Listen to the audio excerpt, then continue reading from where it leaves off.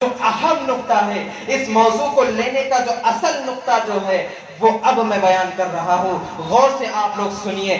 مسجد کے آداب جو ہم نے قرآن مجید کی آیت خطبہ مسنونہ میں پڑھی ہے، خطبہ مسنونہ میں ہم جو تلاوت کی ہے، کیا کہا اللہ رب العالمین نے؟ سورہ نور میں اللہ رب العالمین نے کہا فی بیوت اذن اللہ ان ترفع ویذکر فیہا اسمہ یسبح لہ فیہا بالغدو والآصال، ان عظیم گھروں میں جن کے بارے میں اللہ نے حکم دیا ہے وہ بلند کیے جائیں گے اور ان میں اللہ رب العالمین کا نام لیا جائے گا اور اس کی تسبیح بیان کرتے رہو صبح شام۔ یہ اللہ رب العالمین نے ہم کو کہا۔ اس کا اب آ رہا ہوں میں اس موضوع پر جو موضوع میرا اصل موضوع ہے، اسی مسجد کے بارے میں، اسی مسجد میں عنوان لے کر آیا ہوں اور اسی مسجد کے تعلق سے ہم کچھ دن قبل مسجد حاضہ میں اوپر وضو کر رہے تھے، مسجد حاضہ میں اسی مسجد میں اوپر وضو کر رہے تھے، میں اور میرے ساتھ ایک شخص تھے، بہترین شخص ہے وہ میرے ساتھ۔ انہوں نے دیکھا ہے اور میں نے دیکھا ہے کہ لوگ آ رہے ہیں جو چبا کر باہر سے آتے ہیں، آ کر مساجد میں تھوک رہے ہیں،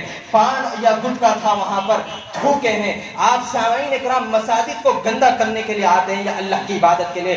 آپ کو معلوم ہے اگر میں یہاں پر تھوک کر چلے جاؤں، پانی نہ ڈالوں تو اس کی ذمہ داری مؤذن صاحب کے لیے ہے۔ سامعین اکرام مؤذن کو ہم معمولی سمجھتے ہیں، لیکن اللہ کے نبی صلی اللہ علیہ وسلم کی اس حدیث کو یاد کریے۔ اللہ کے نبی صلی اللہ علیہ وسلم نے کہا ہے کہ مرغے کو گالی نہ دو کیونکہ وہ تمہیں صبح کی نماز کے لیے اٹھاتا ہے۔ تو مسجد کا مؤذن تو آپ کو 5 مرتبہ مسجد کی آواز سے، مسجد سے آواز دیتا ہے، حی علی الصلاۃ حی علی الفلاح کی صدائیں بلند کرتا ہے، تو آپ مؤذن کو معمولی سمجھتے ہیں، آپ جو بیان کرنے والے کو معمولی سمجھتے ہیں، درس دینے والوں کو کیا آپ معمولی سمجھتے ہیں؟ سامعین کرام، مؤذن کا مرتبہ بڑا ہے، اس کو اذان دینے کا اللہ نے مقام دیا ہے، وہ اللہ کے مرتبے کے، اللہ کی مدد سے آ کر مسجد سے آواز دیتا ہے، بلند کرتا ہے اللہ کی آوازوں کو، اور آپ آ کر مساجد کو گندا کرتے ہیں، باتھ روموں کو گندا کرتے ہیں۔ آپ آ رہے استعمال کر رہے تو صحیح سے اس کو ختم کر کے، صحیح سے اس کو فلش کر کے جا سکتے ہیں، اور مساجد میں پان گٹکا تھوک کر جا رہے ہیں۔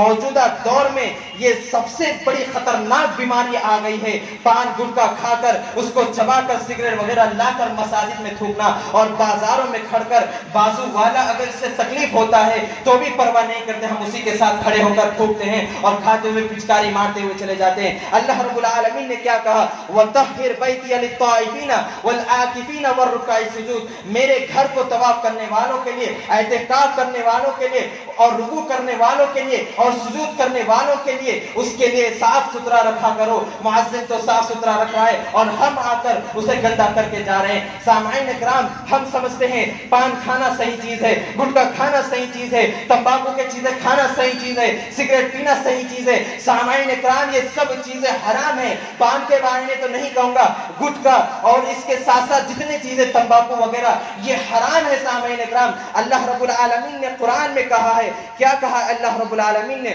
قل ارأيتم ما انزل الله لكم من رزق فجعلتم منه حرام وحلال قل الله اذن لكم ام على الله تفترون، کیا تم نے غور کیا ہے جو کچھ اللہ نے تمہارے لیے رزق اتارا ہے، تم نے اس میں سے جو کچھ اللہ نے حرام کیا ہے اس کو، اور جو کچھ حلال کیا ہے اسی پر رکھو، اور کہو اللہ رب العالمین نے تمہیں جو اجازت دیا ہے وہ کھاؤ، یا تو تم پھر اللہ رب العالمین پر جھوٹ باندھ رہے ہو۔ کیسے جھوٹ باندھ رہے ہو؟ سامعین اکرام، اس ذمہ داری کے عہدے سے، ذمہ داری کے ساتھ یہ بات کہتا ہوں، قرآن اور حدیث میں جتنا میں نے مطالعہ کیا ہے، نہ تو مجھے مکروہ لفظ نہیں ملا ہے، مجھے ملا ہے حرام ملا ہے اور حلال ملا ہے۔ آپ سامعین اکرام غور کریے، آپ کے ساتھ جو لوگ یہ کام کرتے ہیں، کھاتے ہیں اور پیتے ہیں، وہ کہتے ہیں چل جائے گا، مکروہ ہے۔ کہاں سے مکروہ ہے؟ کون سا جملہ آپ کہاں سے لے کر آئے؟ مکروہ تو شریعت اسلامیہ میں جہاں تک میں نے تحقیق کیا ہے، اور علماء اکرام نے، اور شیخ سید توصیف الرحمن راشدی حفظہ اللہ نے بھی کہا کہ مکروہ کوئی چیز نہیں، میرے استاد نے بھی کہا کہ مکروہ کوئی چیز نہیں ہے، حلال ہے یا تو حرام ہے، دو چیزیں ہیں۔ اللہ نے حلال کو واضح کر دیا اور حرام کو واضح کر دیا، اور آپ کہتے ہیں گٹکا ہے چل جائے گا، مکروہ ہے چل جائے گا، اور آ کر مساجدوں کو گندا کرتے ہیں، مساجدوں پر تھوکتے ہیں۔ اللہ رب العالمین نے کہہ رہا ہے اگر تم یہ کہہ رہے ہو چل جائے گا یا مکروہ ہے تو تم اللہ رب العالمین پر بہتان باندھ رہے ہو اور نبی کریم صلی اللہ علیہ وسلم پر بہتان باندھ رہے ہو۔ اللہ کے رسول کی حدیث ہے، من احدث فی امرنا ھذا ما لیس منہ فہو رد، جو شخص ایسا عمل کرتا ہے جس پر ہمارا مہر نہ ہو وہ عمل مردود ہے۔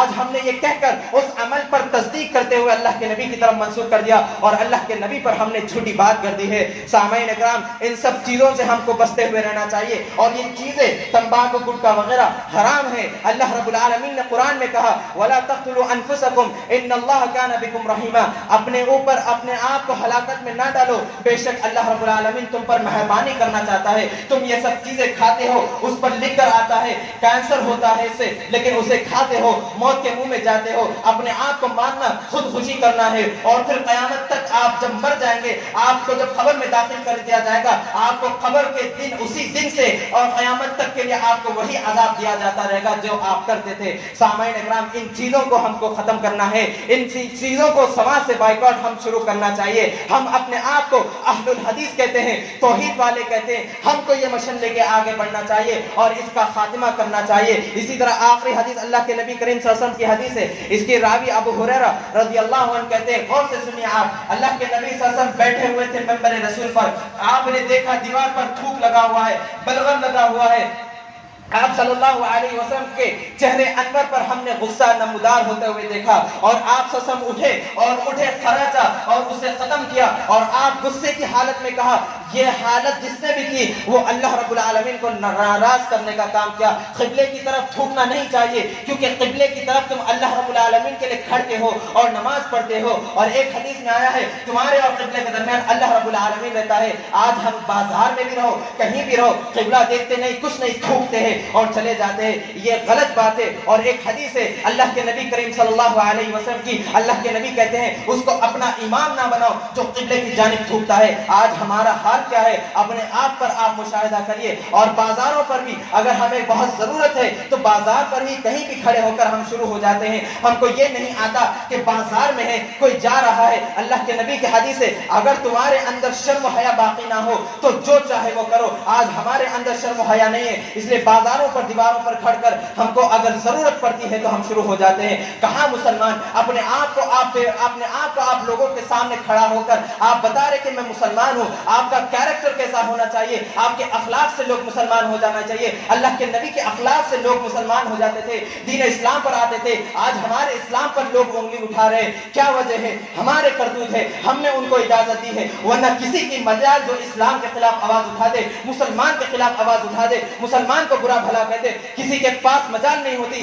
آج ہم نے انہیں اجازت دی ہے۔ اللہ رب العالمین نے قرآن میں کہا سورہ روم میں من یشاقق الرسول من بعد ما تبین له الهدى ويتبع غیر سبیل المؤمنین نولہ ما تولى ونصلہ جہنم وساءت مصیرا۔ اللہ رب العالمین کہتا ہے ومن یشاقق الرسول، اور جو شخص رسول کی مخالفت کرے گا، رسول سے اختلاف کرے گا، وہ کیا کرے گا؟ ومن یشاقق الرسول من بعد ما تبین له الهدى، اس کے بعد کہ اس کے سامنے ہدایت واضح ہو گئی، اور وہ ويتبع غیر سبیل المؤمنین، مومنوں کے راستے سے ہٹ کر اپناتا ہے، ونصلہ، اور اللہ رب العالمین کہتا ہے کہ میں اسے اسی طرف موڑ دوں گا جس طرف وہ جائے گا، ونصلہ جہنم، اور اس کے لیے جہنم ہے، وساءت مصیرا، اور وہ بہت برا ٹھکانہ اس کے لیے جانے کے لیے۔ آج ہم نے رسول کی مخالفت کرنا شروع کر دیا ہے۔ سامعین اکرام، قرآن کریم کو سمجھ کر ترجمے کے ساتھ پڑھتے رہیے، اپنے آپ کی اصلاح کریے۔ اللہ رب العالمین کہتا ہے افلا یتدبرون القرآن ام علی قلوبہم اقفالها، کیا تم قرآن میں غور و فکر نہیں کرتے، تدبر نہیں کرتے؟ کیا تمہارے سینوں پر دلوں پر تالے لگے ہوئے؟ آج ہمارے اوپر قوانین اسی لیے بن رہے، آج ہم نے انہیں اجازت دی۔ آپ دیکھیے اپنے سر کے بالوں پر، کس کے سروں پر آج ٹوپی پگڑی ہے؟ اللہ کے نبی اس کو حاکم نہیں بناتے تھے جس کے سر سے لے کے بال تک اسلامی لباس نہ ہوتا تھا۔ آج ہمارے سروں سے ٹوپی نکل گئی، آپ انہیں کہہ رہے بغیر ٹوپی کے، بغیر اسلامی لباس کے میں مسلمان ہوں، میرے اوپر قوانین ایجاد کرو۔ میں آدھار سینٹر جاتا ہوں، وہاں پر مجھ سے کہتے ٹوپی نکالو، اور وہی سردار آتا ہے، اس سے نہیں کہا جاتا۔ میں گاڑی لے کر جاتا ہوں، مجھے ہیلمٹ نہ پہننے پر مجھے چالان ملتا ہے، اور وہ ہیلمٹ نہ پہننے پر اس کو کچھ نہیں۔ انہوں نے اپنے دین پر چل کر اتنا بتایا ہے کہ ہم پگڑی کو ہیلمٹ سے بھی مضبوط باندھیں گے اور ہم تمہارے قانون نہیں مانیں گے، اور آج ہم ٹوپی نکال کر انہیں یہ کہہ رہے ہم بغیر ٹوپی کے، بغیر لباس کے بھی ہم مسلمان ہیں۔ میں جانتا ہوں میں ٹوپی کے اوپر بہت سختی کر رہا ہوں، اور یہاں سے ہی میری شکایتیں بھی گئی ہے، اور میں نے علماء سے بھی کہا تو علماء نے کہا آپ بالکل صحیح کیے۔ اور اسی طرح علماء کے بارے میں ہم دیکھتے ہیں تو وہ کہتے ہیں سنت ہے اور واجب ہے ٹوپی پہننا، آج ہم نہیں پہن رہے، اور بالوں کو اس طرح کٹوا رہے کہ سامنے کے رکھے کٹگھرے اور پیچھے کٹارے، یہودیوں کی مخالفت۔ اللہ کے نبی کی حدیث کل مولود یولد علی فطرہ فآباہ یہودان او ینصران او یمجسان۔ اللہ کے نبی صلی اللہ علیہ وسلم کہتے ہیں کہ ہر بچہ فطرت اسلام پر پیدا ہوتا ہے، اس کے ماں باپ اسے یہودی، نصرانی اور مجوسی بنا دیتے ہیں۔ آج ہم اپنے اولاد کو، ہمارے اوپر بھی دیکھ لیجئے اور اپنی اولاد کو دیکھ لیجئے، کیا وہ ہم اسلام پر چل رہے یا پھر یہودیت پر چل رہے؟ اور اسی پر میں اپنی بات کو ختم کرتا ہوں۔ اللہ رب العالمین سے دعا ہے، الہ العالمین جو کچھ میں یہاں پر بیان کیا ہوں سب سے پہلے مجھے عمل کرنے کی توفیق عطا فرما، اور یہاں پر بیٹھے تمام لوگوں کو مسجد کا احترام اور مسجد کے آداب سیکھنے کی اور اس پر عمل کرنے کی توفیق عطا فرما، آمین۔ ربنا آتنا فی الدنیا حسنہ وفی الآخرۃ حسنہ وقنا عذاب النار۔ اللهم اصلح احوال المسلمین فی فلسطین، اللهم اصلح احوال المسلمین فی فلسطین، اللهم اصلح احوال المسلمین فی غزہ، اللهم اصلح احوال المسلمین فی فلسطین، اللهم طهر المسجد الاقصى من اليهود، اللهم طهر الاقصى من اليهود، اللهم طهر المسجد الاقصى من اليهود۔ ربنا آتنا في الدنيا حسنة وفي الآخرة حسنة وقنا عذاب النار، آمين۔ السلام عليكم ورحمة الله وبركاته۔